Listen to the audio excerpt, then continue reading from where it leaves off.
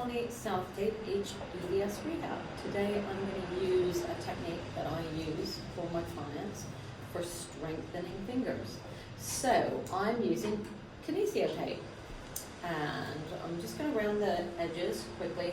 Now I would normally like a little bit longer strip of tape, so I might use 2 here in order to cover my finger. And so, depending on whether it's one finger or all fingers, you can isolate a finger if you have one finger that's more problematic than others. So I'm just going to put the tape on, and I'll just use my little finger just because it's in front of the camera and it's the easiest one to use. So when people sublux their joints, they tend to sublux them that way. So what I'm going to do is we're going to take the finger and we're going to keep it neutral to put the tape on, and we're going to cross the joint there, and we're going to give it some stretch, and we're going to take it to the nail bed. Now that's going to want to pull your finger into where you might sublux it. So just having to hold the finger like there can be an exercise in itself. But once you've got that on, it gives you a little bit of feedback, then you can start to bring the finger down, and you're bringing it down against the resistance of the tape, and that's quite hard work. And then you have to bring it back without the tape pulling the joint out of place. And again, and you can bring it down, and then you can try and bend the knuckles. So you don't want to overstretch the tape or it makes it really difficult.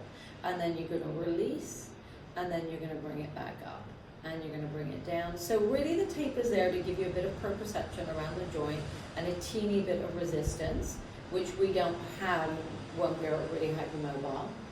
If you feel like that is going to pull you into subluxation, then you can do the taping underneath as well for support. So you can take it on the other side and you can stretch it. You can stretch it the other way. So you've got a bit of support from one side and the other side. And that'll make it less likely to sublux.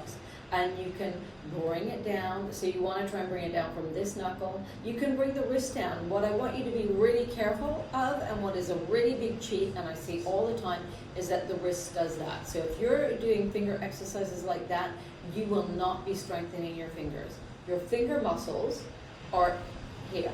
They're not in your hand. They're all the way into your forearm.